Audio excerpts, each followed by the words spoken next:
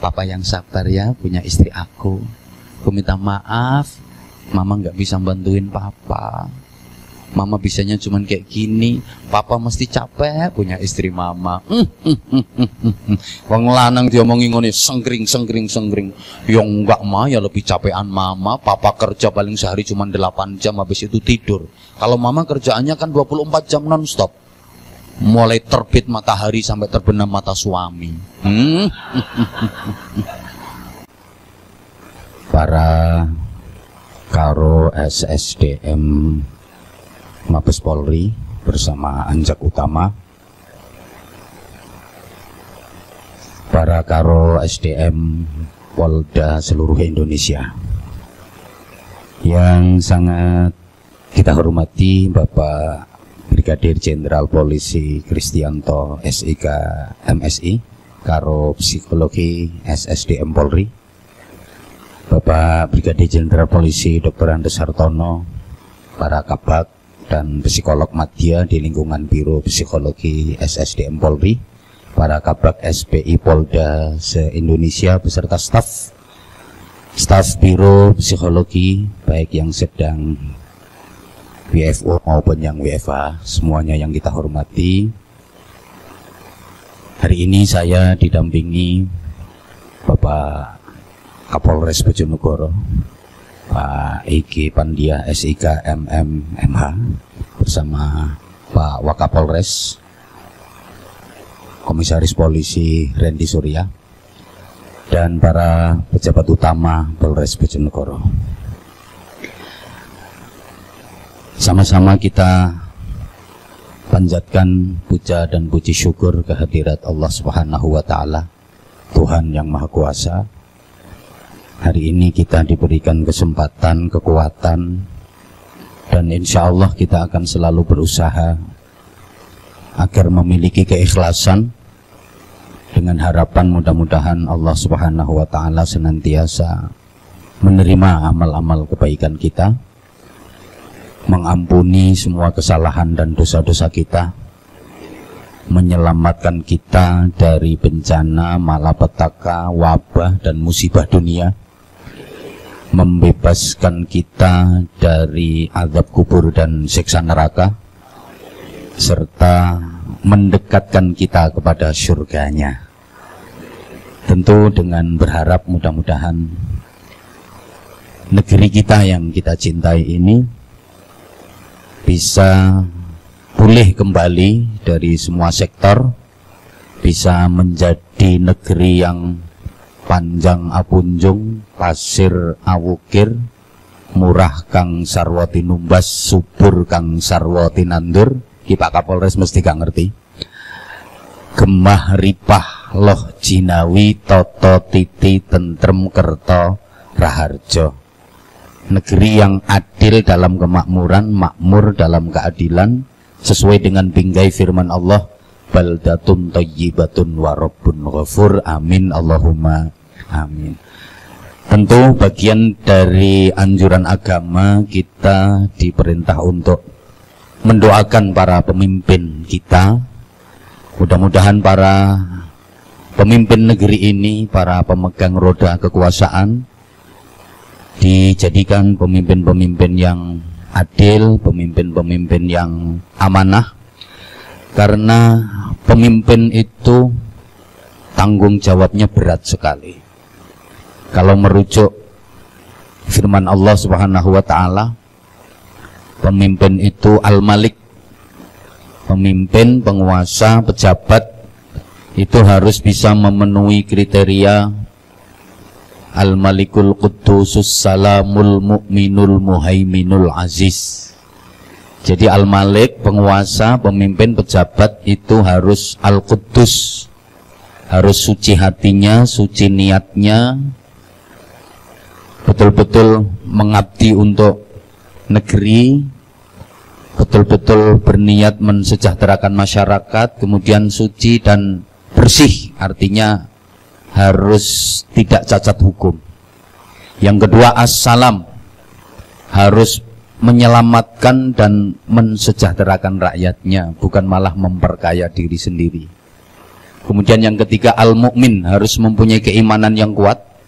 Karena kalau pemimpin nggak punya iman nanti jadinya kayak Raja Fir'aun. Berikutnya al-muhaimin, harus dapat dipercaya, tidak berkhianat. Pemimpin, pejabat harus bisa merealisasikan janji-janjinya menjadi bukti. Kemudian berikutnya al-aziz, harus kuat. Artinya dapat dukungan penuh dari mayoritas masyarakat. Kalau boleh saya ringkes, syaratnya pemimpin yang baik itu harus benar-benar manusia. Ya. Yang namanya manusia itu kan nggak doyan aspal, nggak doyan besi, nggak doyan koral. Jadi kalau ada pemimpin pejabat kok doyan aspal, doyan besi, doyan koral, berarti bukan Bapak Ibu, saudara-saudaraku sekalian yang saya hormati, yang saya cintai, rahimakumullah. Hari ini saya hanya ingin mengingatkan kembali tentang harapan asasi hidup manusia. Nanti tentu kita kaitkan dengan kondisi kita akhir-akhir ini. Paling tidak ada 6 harapan asasi hidup manusia agar hidup ini benar-benar bermakna. Yang pertama, hidup itu harus selamat. Yang kedua, hidup itu harus sehat. Yang ketiga, hidup itu harus nikmat. Yang keempat, hidup itu harus manfaat. Yang kelima, hidup itu harus terhormat. Dan yang keenam, hidup itu harus sukses dunia akhirat. Jadi itu 6 harapan asasi hidup manusia agar benar-benar bermakna. Selamat, sehat, nikmat, manfaat, terhormat, sukses dunia akhirat. Nah, bikin kata-kata 6 yang akhirnya at dan berkaitan ini nggak gampang. Makanya larang. Kita uraikan secara sederhana saja karena waktu kita sangat terbatas. Yang pertama, hidup itu harus selamat. Siapa sih yang ingin celaka? Setiap kita pasti ingin selamat. Nggak ada orang yang kepingin celaka. Kapanpun, dimanapun, dan apapun aktivitas yang kita lakukan, kita kepingin selamat. Di rumah, ingin selamat. Di perjalanan, ingin selamat. Di tempat kerja, ingin selamat.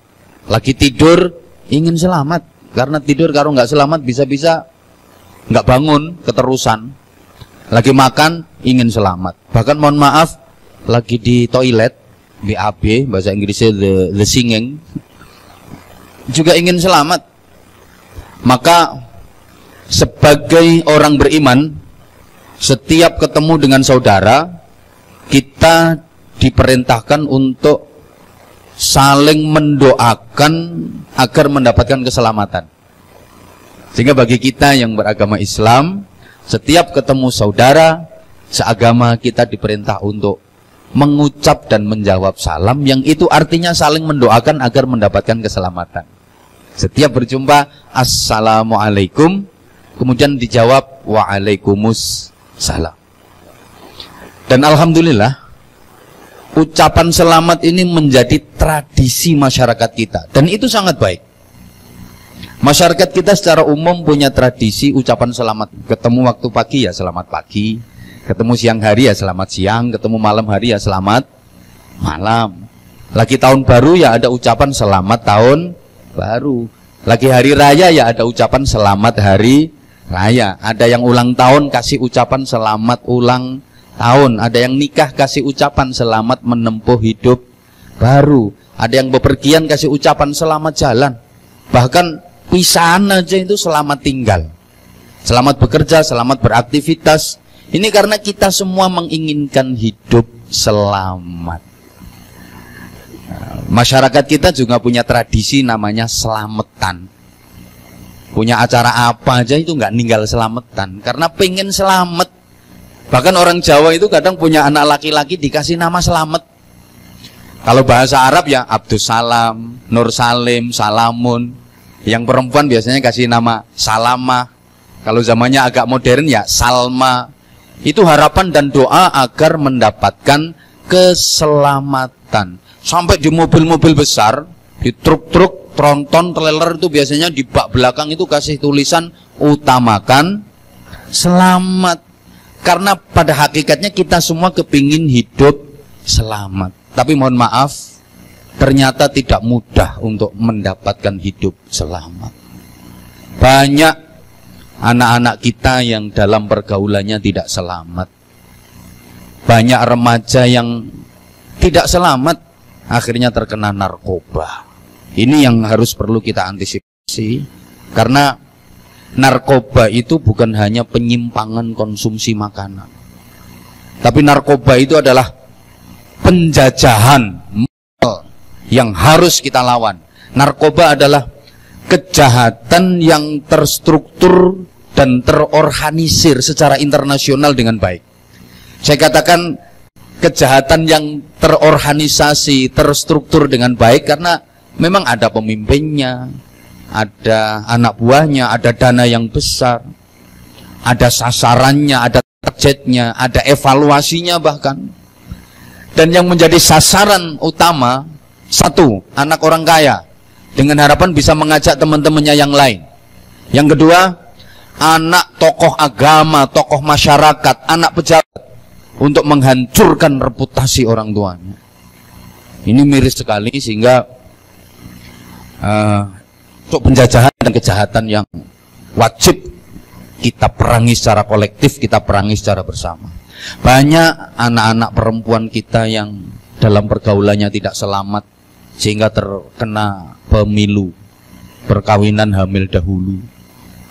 Bahkan mohon maaf, akhir-akhir ini banyak pula pejabat yang tidak selamat. Ada yang di pundaknya udah nempel bintang 3, nggak selamat. Apalagi baru melatih 1 kayak Wakapolres. Lah iya, sekarang hukum kan tidak pandang bulu. Nggak peduli oknum anggota Polri, ya kalau melakukan kejahatan babat habis. Dan itu sudah banyak terjadi. Maka saudara-saudara harus hati-hati. Mohon maaf, setiap kita ingin selamat. Oleh karena itu, kita harus selalu berdoa agar diberi keselamatan, juga berikhtiar maksimal agar hidup kita selamat. Ucapan kita harus ucapan yang menyelamatkan. Tindakan dan perilaku kita harus tindakan dan perilaku yang menyelamatkan. Dari segi ucapan kita harus sangat berhati-hati. Salamatul insan fi hifdzil lisan. Selamat dan tidaknya manusia itu tergantung bagaimana dia menjaga ucapan lesannya. Banyak orang yang tidak selamat gara-gara ucapan lesan. Oleh karena itu, Bapak Ibu Saudara sekalian, ucapan lesan kita itu juga bisa menjadi tolak ukur, cermin kepribadian dan isi hati kita. Saya sering contohkan ibarat yang keluar dari moncongnya teko. Teko itu bahasa Inggrisnya the ceret itu ya. Itu yang apa yang ada di dalamnya, apa yang menjadi isinya. Teko, ceret, kalau dalam isinya kopi, dituangkan dari moncongnya, moncong apa monyong itu namanya. Ya, moncongnya itu ya keluar kopi. Kalau dalam isinya teh, dituangkan dari moncongnya ya keluar teh. Orang juga gitu. Kalau dalam ini isinya baik, insya Allah yang keluar dari lesannya juga baik. Misalnya, Bapak Ibu Saudara ketika lagi bersin, yang diucapkan apa? Alhamdulillah. Nah, itu karena isi dalam hatinya baik. Tapi kan ada orang kadang-kadang yang bersin itu bukannya alhamdulillah, tapi malah nama-nama makanan yang keluar. Wajik, tahu. Nah, itu karena hatinya itu ya isinya ya departemen perbadokan. Contoh lagi, kalau kita lagi jalan, tiba-tiba kaki terantuk batu, kesandung, jedet, innalillah, ya Allah, astagfirullah. Nah, kalau Pak Kapolres ya puji Tuhan. Ya itu karena isi dalamnya ini baik. Tapi mohon maaf, kadang ada orang yang lagi enak-enak jalan, kaki terantuk ke sandung batu, cedet. Ini yang keluar binatang-binatang kaki 4. Keluar semua. Yaitu karena isi dalamnya itu. Sehingga apa yang kita ucapkan dari lisan kita itu bisa berdampak perlakuan apa yang akan kita dapat. Kalau yang keluar dari lisan kita baik, ya kita akan mendapatkan perlakuan baik. Tapi kalau yang keluar dari lisan kita buruk, kita juga akan mendapatkan perlakuan buruk. Contoh sederhana, ibu pagi-pagi diri di jalan, ada orang lewat, coba ibu mengucapkan Assalamualaikum, pasti akan dapat perlakuan Waalaikumsalam. Ada bule lewat, good morning, pasti akan dapat perlakuan good morning too. Kalau kita mengucap hai, kita juga akan dapat perlakuan hai. Sama bapak misalnya, berdiri di jalan, ada orang lewat, terus ngomong parat, picek, insya Allah nggak sampai 10 menit ndelosor, kena uppercut. Ucapan kita harus ucapan yang menyelamatkan. Perilaku kita, tindakan kita harus tindakan yang menyelamatkan. Selamat tidaknya kita tergantung bagaimana ucapan dan tindakan kita. Satu, hidup harus selamat. Yang kedua, hidup itu harus sehat. Ini sesungguhnya kita sudah diajarkan setiap hari ketika berinteraksi dengan masyarakat, berinteraksi dengan sesama. Sesungguhnya kita mendapatkan pelajaran bahwa hidup kita itu harus sehat.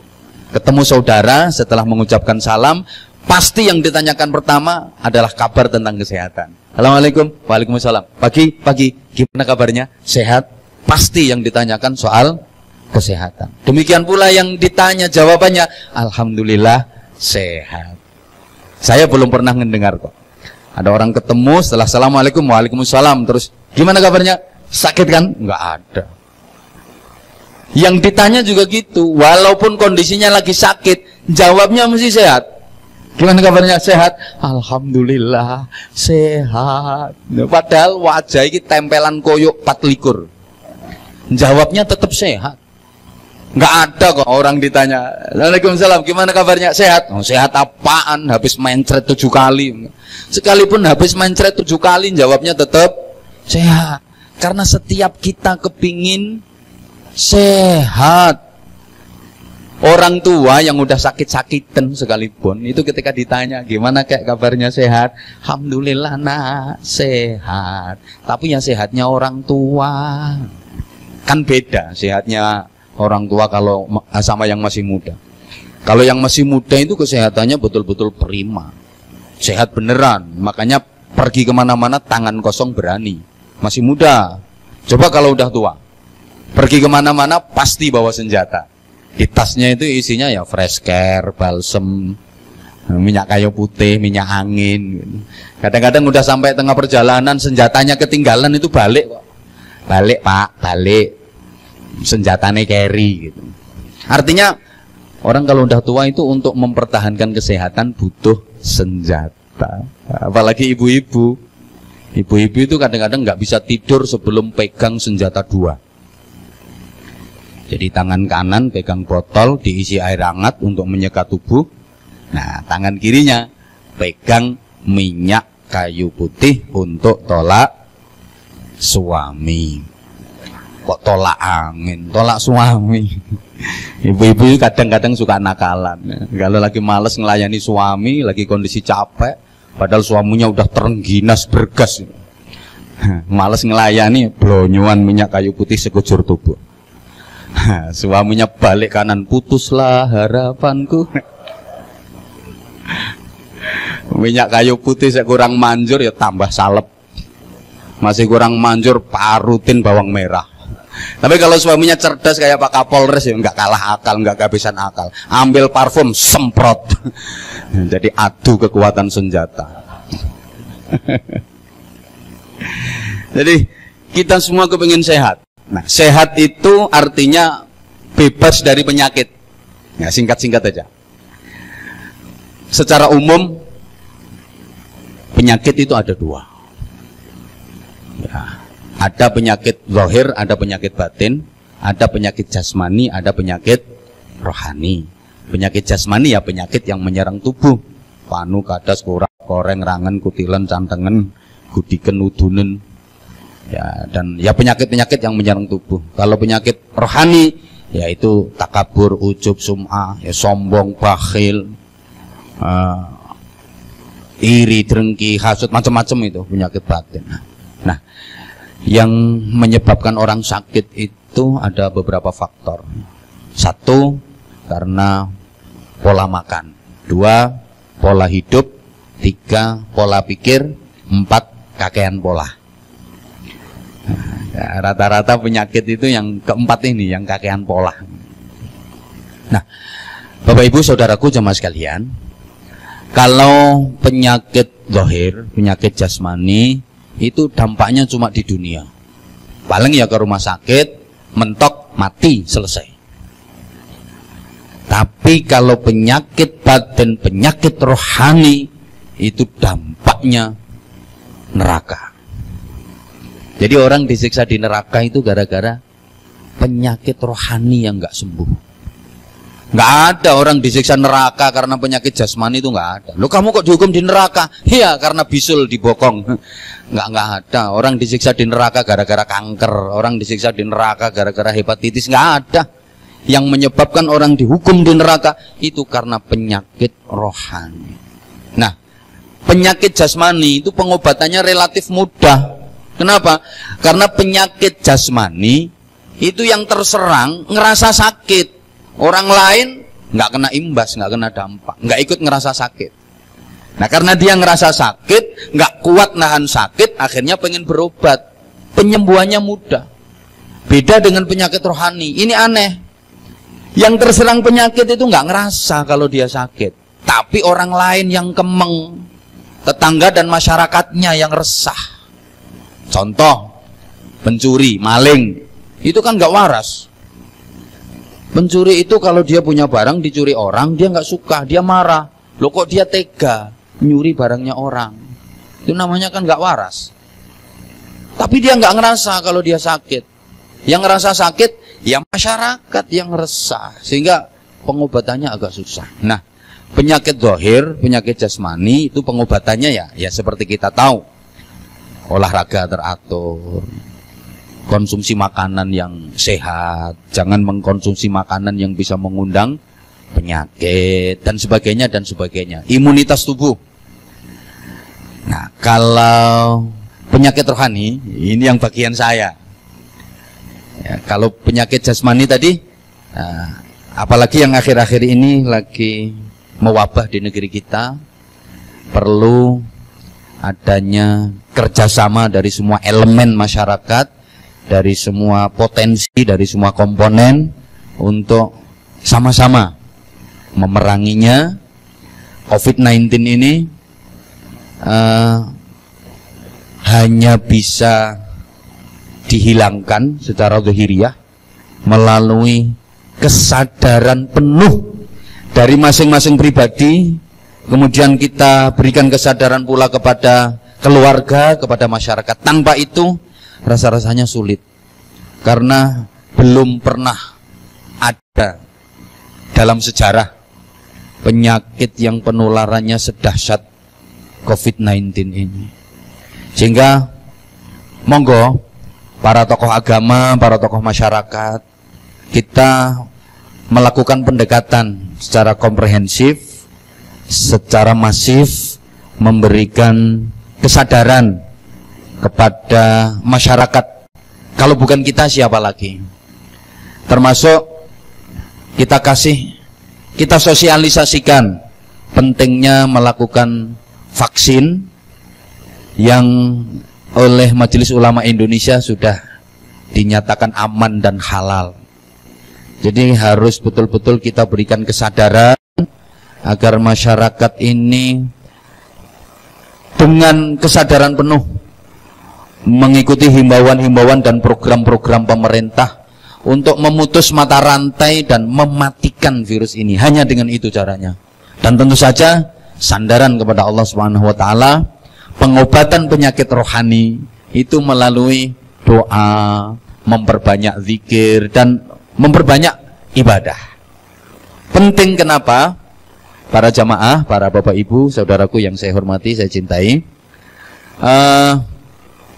orang itu kalau rohaninya sehat, pasti jadi orang baik. Kenapa orang jahat? Kenapa orang jelek? Ya karena rohaninya nggak sehat. Kan sehat itu meliputi 5 hal: fisik, psikis, sosial, kultural, dan spiritual. Ya, fisik, psikis, sosial, kultural, spiritual. Nah, yang kelima, yang spiritual ini jarang sekali diperhatikan. Jarang sekali kita perhatikan. Padahal ini faktor utama. Spiritual. Ini kekuatan yang luar biasa. Kalau bahasanya Pak Kapolres, ya ada iman jauh lebih penting. Allahumma sholli ala Muhammad. Nah, orang kalau rohaninya sehat, pasti jadi orang baik. Kalau sudah jadi orang baik, nggak bisa dijelek-jelekin. Dijelek-jelekin kayak apa? Nggak ngefek. Difitnah, dikuyo-kuyo, dizolimi kayak apa? Kalau orang itu sudah benar-benar baik, nggak bakal ngefek. Orang baik itu kayak air laut. Air laut, meskipun dikasih sampah sebanyak apa, meskipun mohon maaf, dikasih bangkai sebanyak apapun, nggak ngefek. Dia nggak akan bau. Dan dia tetap asin. Itu air laut. Orang kalau udah baik ya kayak air laut. Difitnah, dikuyo-kuyo, dizolimi, dijelek-jelekin kayak apa, nggak ngefek, dia tetap aja baik. Itu air laut. Beda sama comberan.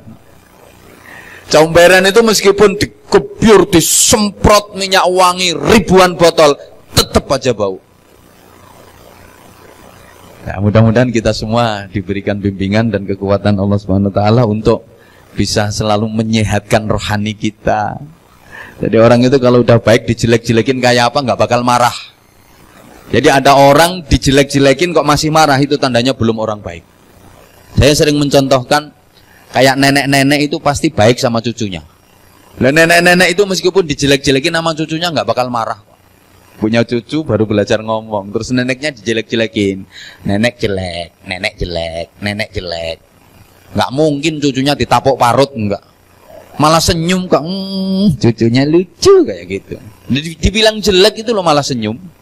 Itu orang kalau udah betul-betul baik. Nah, baiknya manusia itu dari kualitas hatinya. Bismillah Muhammad. Nih.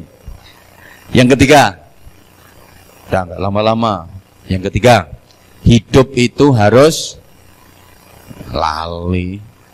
Nikmat. Hidup itu harus nikmat. Setiap kita pasti ingin merasa nikmat, betul? Nah, dan kita juga sudah diajari kalau ada acara kayak gini pasti ada suguhannya, ada konsumsinya, ada tadi sudah sarapan, sudah makan. Ada buah, ada snack, ada jajan macam-macam. Ini untuk menguji kenikmatan. Panjenengan semua kalau disuguhin kayak gitu masih bisa merasakan nikmat? Alhamdulillah kalau masih bisa merasakan nikmat. Kadang-kadang ada loh yang sudah tidak lagi bisa merasakan nikmat. Dikasih suguhan hidangan macam-macam sudah nggak lagi merasakan nikmat. Bahkan ada yang takut. Semua ditakuti. Sama daging takut. Kapolres ya sama nasi aja takut, gagah tapi takut sama nasi. Berarti kan udah nggak bisa merasakan nikmatnya nasi.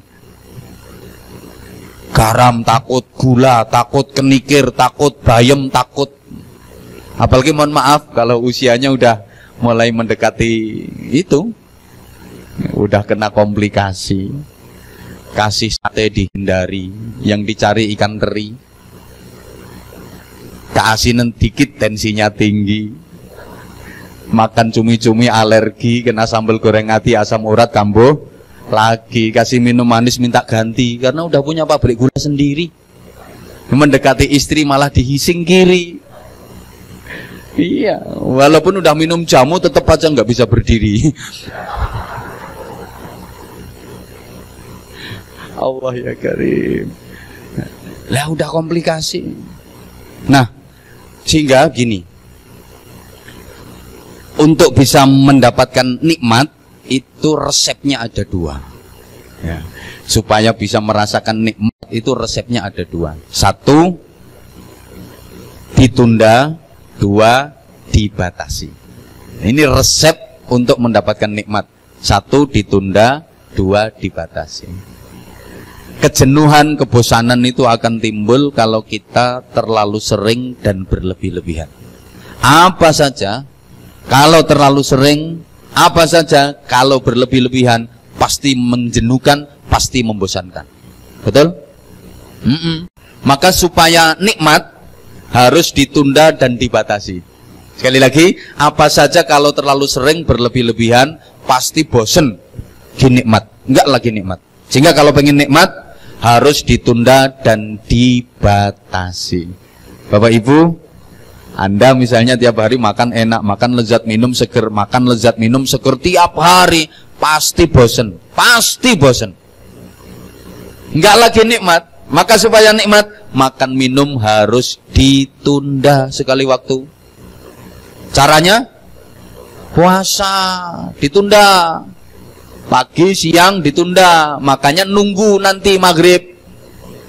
Tapi ketika berbuka puasa jangan berlebih-lebihan, dibatasi. Lauknya nggak usah banyak-banyak, menunya nggak usah neko-neko, cukup sambal terasi, ikan teri, pete godok, nasinya anget, maknyus. Apa saja, kalau terlalu sering, kalau berlebih-lebihan, pasti bosan. Kumpul bojo ini berlebih-lebihan, yo bosan. Apa maneh balungan tua? Aku sing sik enom wis mulai krasa. Asline yo gak patek mikir, sangkingane bojo sing rodok ngeyel.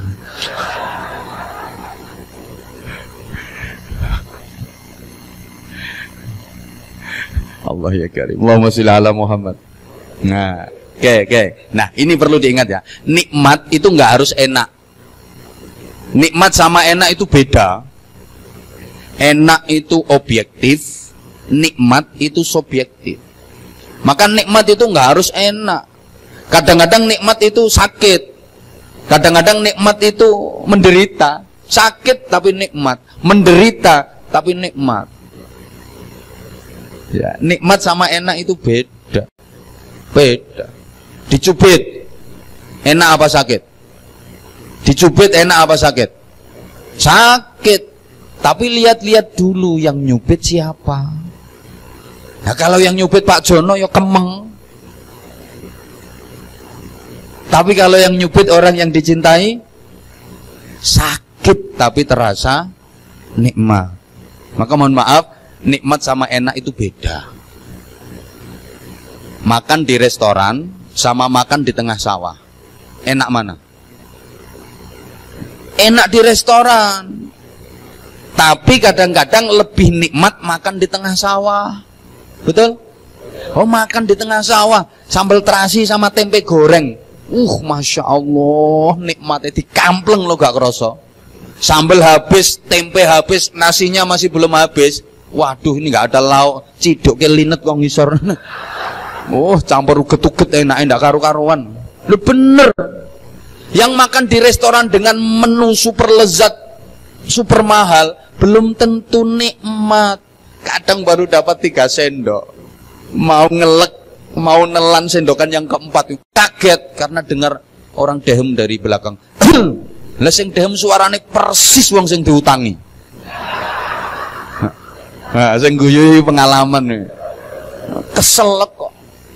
Coba tidur di hotel sama tidur di emperan toko. Enak mana? Enak tidur di hotel.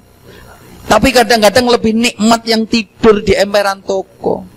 Maaf, yang tidur di hotel pakai spring bed yang super mewah, mentul-mentul, mendut-mendut. Tapi mimpi diuber-uber hantu. Menggah-menggah katok. Yang tidur di emperan toko beralaskan kardus, tanek, mimpinya masuk restoran. Makan sate, tewel, minum es degan, ngelilir iler. Bilangin kok, hamil itu sakit, menderita. Tapi kalau yang dikandung itu anak dari suami yang dicintai, nikmat. Orang tengah malam itu loh, bayinya nendang perut, del. Suami tidur dibangunin, papa bangun, ini loh proyek papa. Pola yang tidak karu-karuan, nikmat. Jadi kadang-kadang nikmat itu ada dalam sakit tapi nikmat. Jangan dikira orang sakit nggak bisa merasa nikmat. Ada orang yang mendapatkan kenikmatan dalam sakit yang diderita. Ada orang opname di rumah sakit. Ya mesti masa opname nunggone bengkel. Ya penyakitnya lumayan parah. Dia opnam berhari-hari. Tapi dia menikmati itu. Bahkan udah sembuh diajak pulang sama keluarganya, dia nggak mau. Dia lebih kerasan, lebih seneng tinggal di rumah sakit, lebih nikmat di rumah sakit. Karena rupa-rupanya dia jatuh cinta sama perawatnya. Sakit tapi nikmat. Dan nikmat itu nggak harus banyak. Mohon maaf, dan nikmat itu bukan soal harta, tapi nikmat itu menyangkut rasa. Banyak orang yang hartanya berlimpah tapi nggak bisa menikmati. Hotelnya di mana-mana, perusahaannya di mana-mana, mobilnya mewah-mewah, punya mobil mewah itu 7 berderet-deret, tapi kena stroke. Ya akhirnya dia cuma naik kursi roda, mobilnya pitu dan tumpahannya geledekan. Nikmatnya di mana? Maka saya sering sampaikan, hidup ini bukan tentang apa dan berapa yang kita dapatkan, tapi hidup ini tentang apa dan berapa yang bisa kita rasakan. Percuma dong bisa mendapatkan tapi nggak bisa merasakan. Percuma lah bisa mendapatkan cewek cantik jadi istri tapi nggak bisa merasakan, impoten. Guyu nang guri ki sapa? Oh ternyata ada makhluk dan di belakangnya. Saya sering sampaikan, mohon maaf, dalam hidup ini yang penting bukan apa dan berapa yang kita miliki, tapi yang penting dalam hidup ini adalah apa dan berapa yang bisa kita nikmati untuk kita syukuri. Apa artinya kita memiliki segalanya kalau nggak bisa menikmatinya, nggak bisa mensyukurinya? Punya TV, gede banget, 4.500 in, tapi mata belek terus. Ya percuma lah TV gede. Kursi aja harganya 5 miliar, tapi udunen gak waras-waras. Yang mending kursi jelek-jelek tapi sehat pokoknya. Punya istri semok cantik, tapi bentino anyang-anyangan, gak kena digawe. Ya mending gak begitu cantik tapi sehat, sewaktu-waktu siap pakai. Nah ini penting bagi yang istrinya gak begitu cantik. Jadi ya alhamdulillah elek tapi gak anyang-anyangan. Hidup itu harus nikmat. Ya, kuncinya nikmat itu tadi, ditunda dan dibatasi, terus banyak disyukuri. Tuh. Ya, jadi kita jangan iri sama orang yang kelihatannya tampilannya kaya, tapi sesungguhnya hatinya menderita. Kita jangan berkecil hati, walaupun tampilan kita seperti sederhana, miskin, tapi sesungguhnya kita bahagia. Karena saya pernah ditanya sama orang, itu katanya Tuhan itu maha adil. Itu yang rajin ibadah kok malah miskin. Itu yang nggak pernah ibadah kok malah kaya. Yang nakal-nakal, yang jahat-jahat itu kok malah kaya, kok malah dienakkan hidupnya. Itu cuma tampilannya saja. Sementara yang rajin ibadah kok malah miskin. Ya jangan heran. Kelihatannya dia kaya, kelihatannya bahagia, tapi sesungguhnya enggak. Jangan heran. Ada orang dinaikkan mobil mewah, pengawalan, wah disorot banyak media massa, tapi ternyata dia dibawa ke penjara, koruptor. Sementara diajak naik sepeda ontel, tapi diajak masuk ke restoran, gitu loh. Mau paham gak pokoknya ngono. Gak paham ya kebangetan. Hidup yang ketiga harus Oke, masih ada waktu. Yang keempat, hidup itu harus manfaat. Ya. Orang yang terbaik itu adalah orang yang hidupnya manfaat. Khairun nas anfa'hum linnas. Sebaik-baik manusia adalah yang hidupnya bermanfaat untuk sesama. Sekecil apapun, asal itu manfaat, mari kita lakukan. Dan manfaat itu sesuai dengan kapasitas. Kalau kita kelingking, ya cita-cita dan jangan terlalu besar. Kelingking ingin ngangkat meja, patah.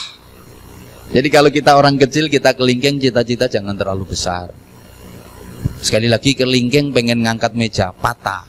Jadi kalau kelingking urusannya ya cukup ubelirung, cukup watu. Ya. Kelingking kok.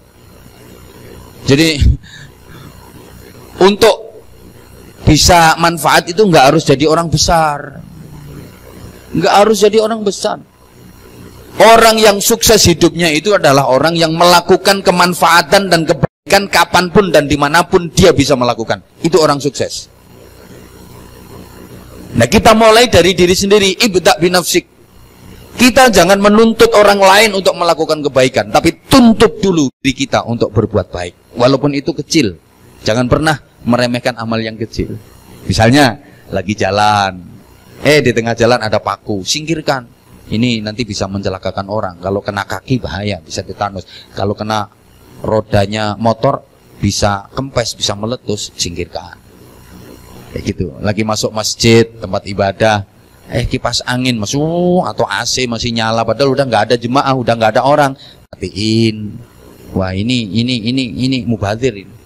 Nah, ke kamar mandi kok cekran, kucuk. Nah, matiin. Masuk toilet WC umum kok ada warisan orang lain, mundung-mundung, siram, jangan malah ditambahi.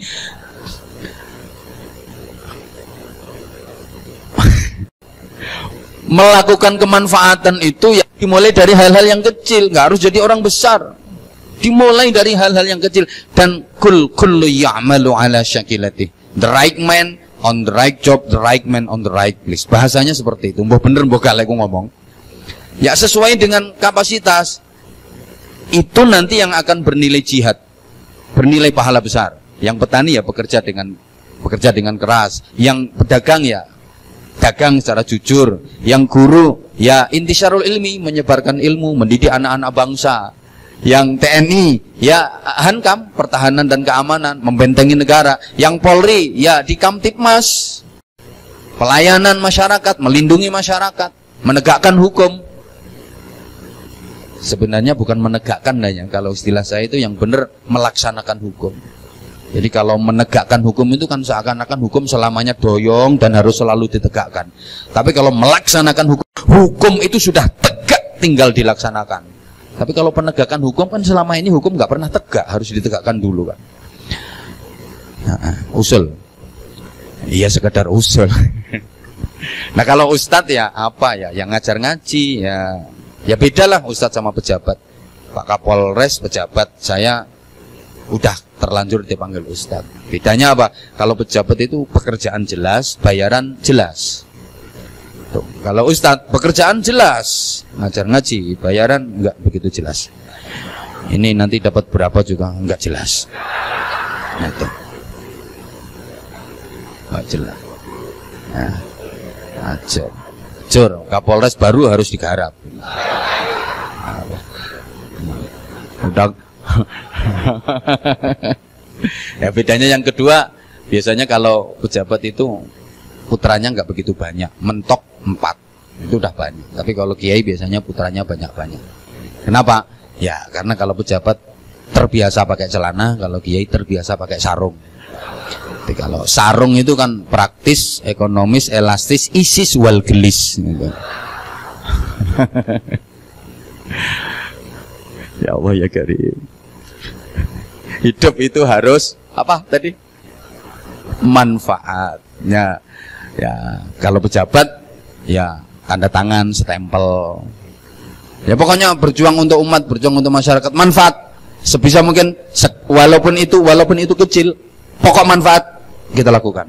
Ingat, gunung yang begitu besar itu berawal dari tumpukan kerikil-kerikil yang kecil. Ngono lho. Barang sing gedhe iki asale yo cilik dhisik, takono ibu-ibu. Gak ono moro-moro gedhe yo gak ono. Kaitane yo cilik. Jono pengalaman gitu. Udah. Allah ya karim. Yang kelima. Loh, ini waktunya udah hampir habis. Hidup itu harus terhormat. Setiap kita ingin terhormat. Nggak ada orang yang pengen terhina, nggak ada. Setiap kita pasti ingin terhormat. Kita ingin mulia, cuma kadang-kadang salah cara. Kita juga diajarkan di acara-acara seremonial, siapapun yang sambutan, mulai MC atau sambutan apapun, coba kita perhatikan. Pasti para ulama yang saya hormati, tokoh masyarakat yang saya hormati, para pejabat yang saya hormati, bapak ibu yang saya hormati. Kenapa? Karena hakikatnya semua orang pengen dihormati. Sejelek-jeleknya orang pengen dihormati, sebejat-bejatnya orang pengen dihormati. Kalau nggak dihormati bisa marah. Maka saya pernah cerita, saya sering dan ngaji di lapas, di lembaga pemasyarakatan. Ya, yang saya hadapi, mohon maaf ya, para narapidana, ya musuhnya sampean. Loh, walaupun saya berhadapan dengan mereka-mereka yang dalam tanda kutip seperti itu, mohon maaf, saya tetap harus menghormati mereka, betapapun mereka pengen dihormati. Saya kalau ngomong ya bapak-bapak, ibu-ibu dan saudara-saudara sekalian yang saya hormati. Coba kalau saya jujur misalnya, bapak-bapak, ibu-ibu, saudara-saudara sekalian, para penjahat yang terlaknat, yang moralnya bejat, yang menjadi sampah masyarakat, yang bangsat dan yang keparat, mesti dilempari sandal lah kok. Tetap yang saya hormati, karena betapapun mereka juga pengen terhormat sesungguhnya. Kalau nggak dihormati yang marah. Bahkan mohon maaf, saya kalau lagi ngaji di lokalisasi, sering dan sebenarnya saya ngisi di lokalisasi, cuman nggak saya viralkan. Sering yang saya hadapi kan perempuan-perempuan nakal. Ini komandan belum ngerti, maaf, dan yang saya hadapi kan WTS, wadah titip senjata.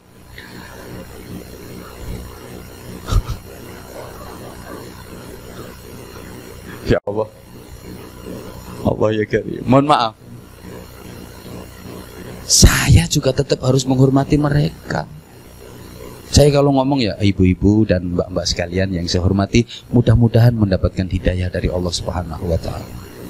Coba kalau saya omongin apa adanya, ibu-ibu dan mbak-mbak, para begenggek-begenggek yang suka menghancurkan rumah tangga orang, juga para lonte-lonte sekalian yang dicamah dan saya dan dikeraya. Ya kalau teman dicamah dikeraya, kalau ditawarin, ini misalnya ada yang nekat, Pak Ustadz kalau mau diskon 50%.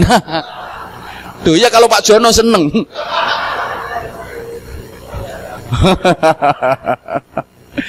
Setiap kita pengen terhormat, maka ya kita harus berikhtiar agar kita mendapatkan kehormatan. Jangan sampai kita melakukan hal-hal yang bisa merendahkan diri kita sendiri.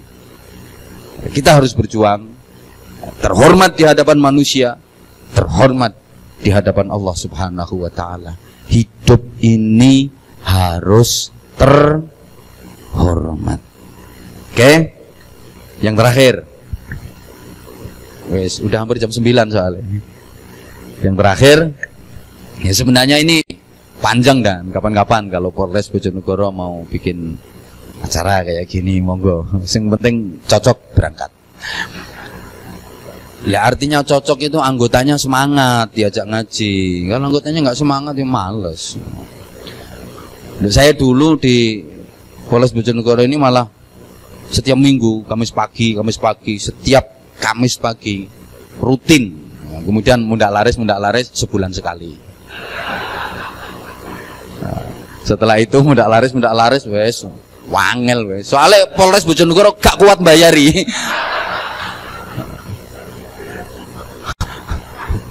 Acur yang wes. Dan hampir ya 80% Mapolres Jawa Timur, Jawa Tengah, DIY itu pernah ngaji bareng saya. Hampir 80%. Ya tergantung Kapolresnya sih, semua itu tergantung Kapolresnya. Ya, kalau Kapolresnya gak nyaut ya, gak suwe mesti tak mutasi sampai aku. Oke, Kapolres Bojonegoro gak seneng ngaji, tak mutasi sampai aku.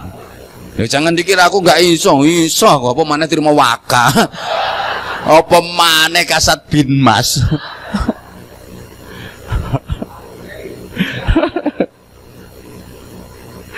Allahumma sholli ala Muhammad. Allahumma sholli ala Muhammad. Oke, kita upayakan yang keenam, hidup itu harus sukses dunia akhirat.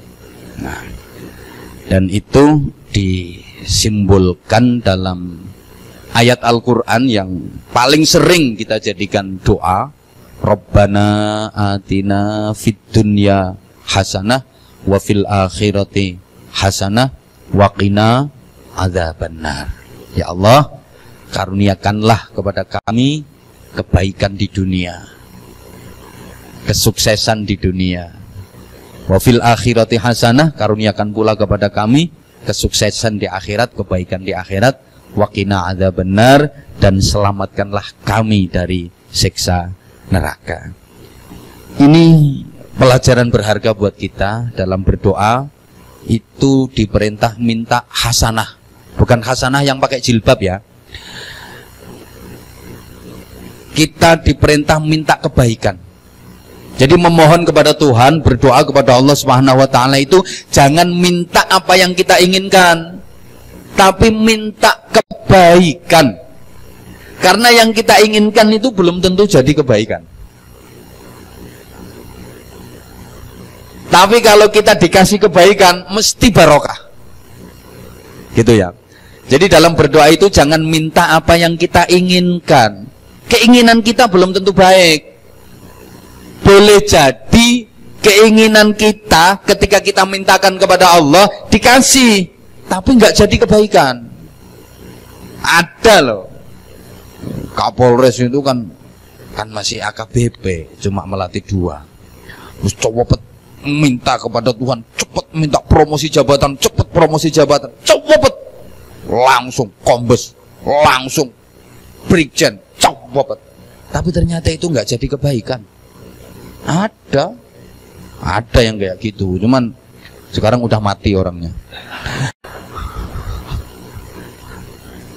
Nggak jadi kebaikan. Ya benar, nggak jadi kebaikan. Makanya ketika kadang-kadang kita berdoa kepada Allah kok tidak dikabulkan, bukan berarti tidak dikabulkan. Dikabulkan nama Tuhan, tapi dikasih dalam bentuk lain. Kita mintanya A, tapi sama Tuhan dikasih B. Kenapa? Karena yang terbaik menurut Allah bukan A, B. Kalau dikasih A, malah celaka. Contoh, Bapak Ibu punya anak kelas 4 SD, minta dibeliin motor. Kira-kira dibeliin apa enggak? Ya ada sing dijaluk motor koyok motore Mas Al. Ya kan sekarang lagi viral itu Mas Al sama Andin itu. Kira-kira dibeliin apa enggak? Enggak dibeliin. Apa karena enggak sayang sama anak, enggak cinta sama anak?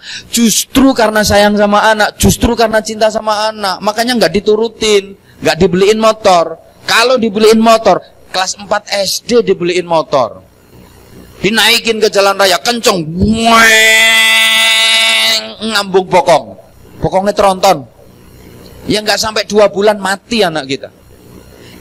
Kita beliin, tapi bukan motor, bukan sepeda motor, kita beliin sepeda ontel. Kenapa? Ya, yang kita tahu yang terbaik buat anak kita yang masih kelas 4 SD ini bukan sepeda motor, tapi sepeda ontel.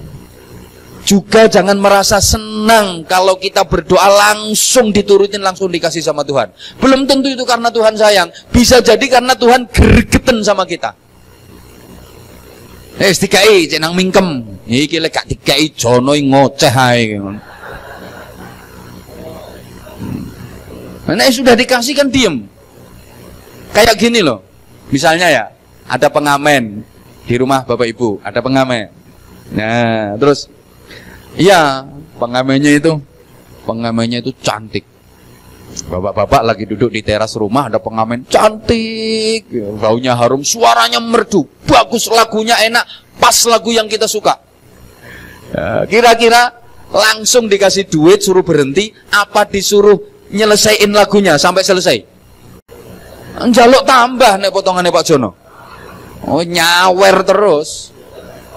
Enggak segera dikasih duit. Nanti kalau segera dikasih duit, wah buru-buru pergi nih pengamen. Sama. Ketika kita berdoa kepada Allah, nggak diijabah sama Allah, nggak diturutin dulu sama Allah, Allah suka mendengarkan rintihan kita, Allah suka mendengarkan doa kita. Ini nanti kalau tak kasih, udah diem ini Kapolres, nggak mau doa lagi nih.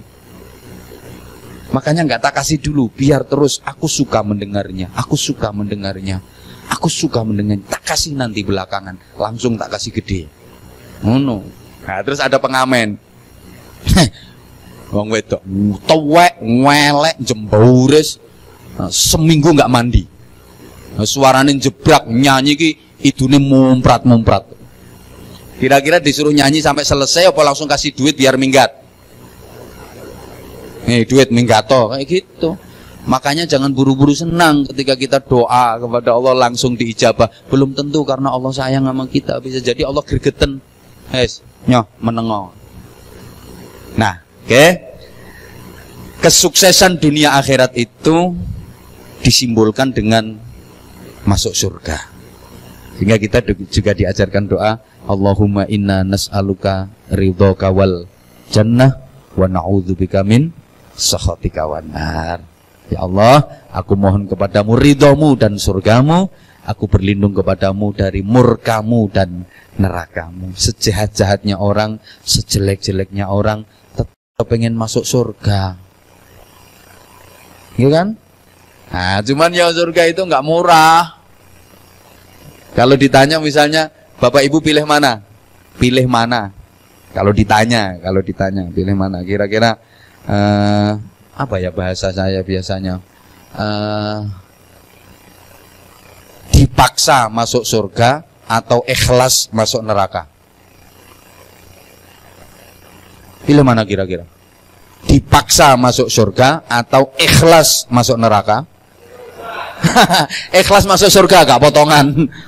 Kita itu kalau diajak masuk surga itu merasa dipaksa.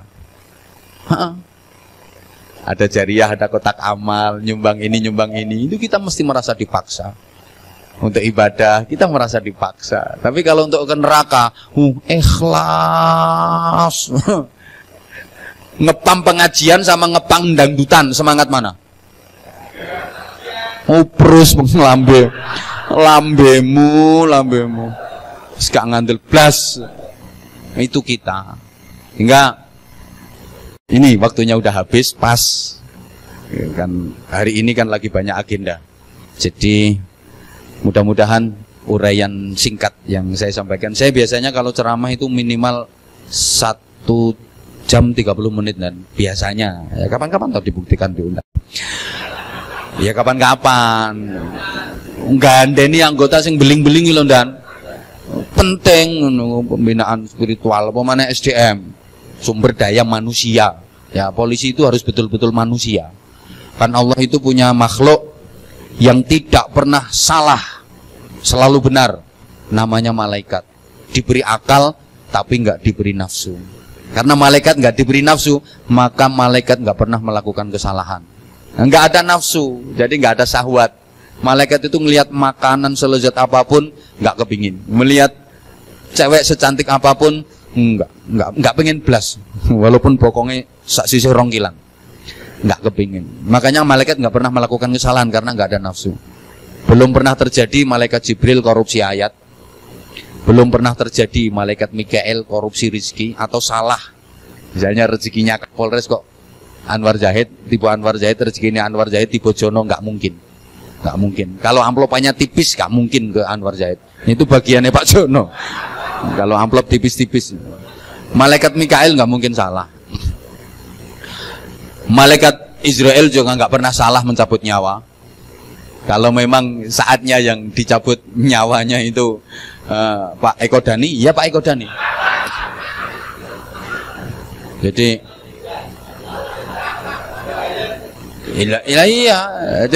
Ini malaikat itu mau sret ngene buroro lewat, sret. Bu Lili lewat.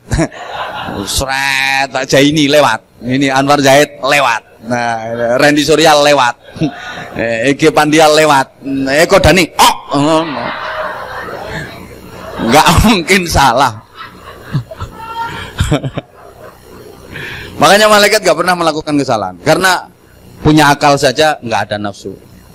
Nah, ada makhluk yang namanya setan. Ini selalu salah, selalu jelek.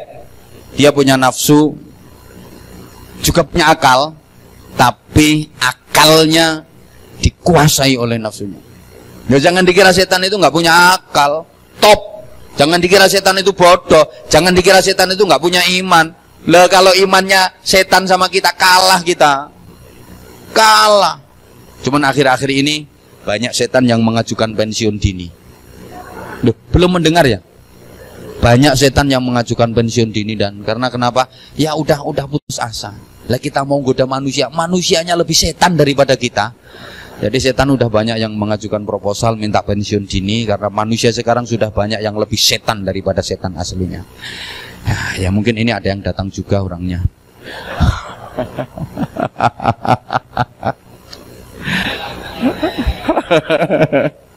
Ya Allah ya Karim, mohon maaf. Ya terima kasih ya saya ditemani. Nah, jadi ada makhluk yang selalu benar, selalu baik namanya malaikat. Ada makhluk yang selalu jelek, selalu salah namanya setan. Lah di tengah-tengah itu ada kita. Jadi kita itu ya agak-agak malaikat, ya agak-agak. Nggak usah malu dong, setan kok malu. Jadi kita itu ya agak-agak malaikat, ya agak-agak. Artinya apa? Manusia diberi akal sekaligus diberi nafsu. Kalau akalnya mampu menguasai dan mengendalikan nafsunya, maka manusia bisa lebih hebat daripada malaikat. Malaikat nggak pernah melakukan kesalahan, nggak pernah melakukan kejahatan. Wajar emang nggak punya nafsu. Kita dikasih nafsu, tapi kita mampu mengendalikan. Maka lebih hebat daripada malaikat jika akal mampu mengendalikan nafsu.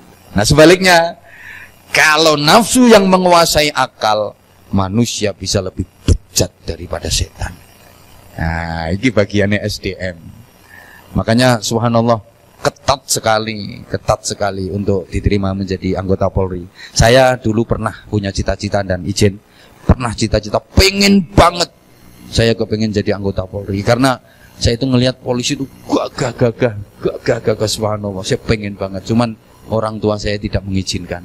Akhirnya saya dipesantrenkan. Tapi saya bersyukur alhamdulillah. Kalaupun misalnya saya dulu jadi anggota Polri, mentok pangkatku saya ki koyok Jono, AKP. Sret telu, mentok.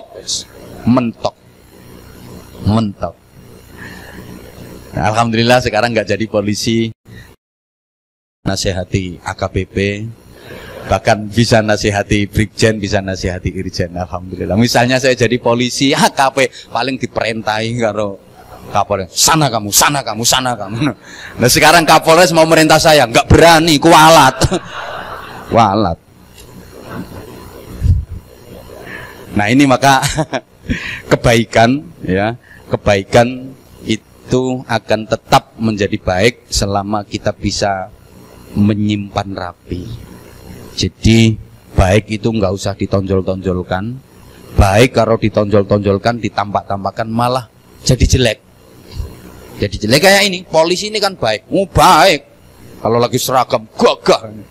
Tapi terus diketok-ketok nek polisi, ditonjol-tonjolkan, ditampak-tampakin, ditunjuk-tunjukin kalau polisi. Artinya terus kemana-mana seragam enggak dilepas. No WC ya seragam.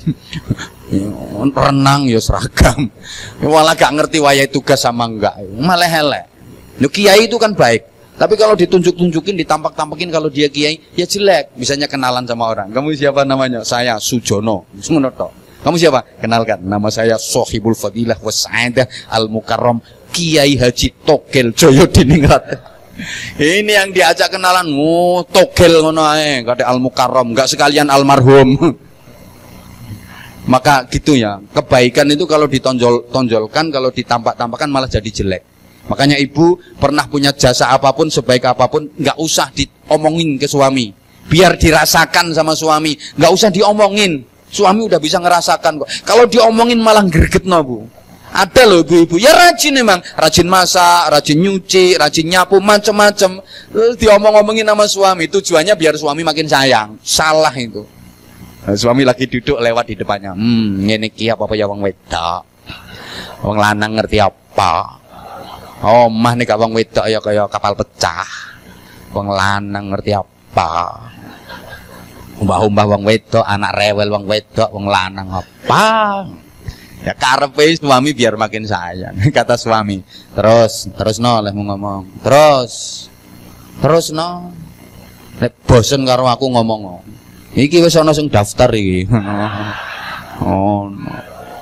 Nyepas. Ya mending ngomong kayak gini, Pak. Papa yang sabar ya, punya istri aku. Aku minta maaf, Mama nggak bisa bantuin Papa. Mama bisanya cuman kayak gini, Papa mesti capek punya istri Mama. Wong lanang diomongin ngene sengkring. Ya enggak mah, ya lebih capean Mama. Papa kerja paling sehari cuman 8 jam habis itu tidur. Kalau Mama kerjaannya kan 24 jam non-stop. Mulai terbit matahari sampai terbenam mata suami. Ngono. Coba sama anak juga gitu Bu, jasa segede apapun nggak usah diomong-omongin. Kadang ibu-ibu itu salah trik. Ya tujuannya sih baik supaya anaknya nurut bekti sama ibu, tapi salah.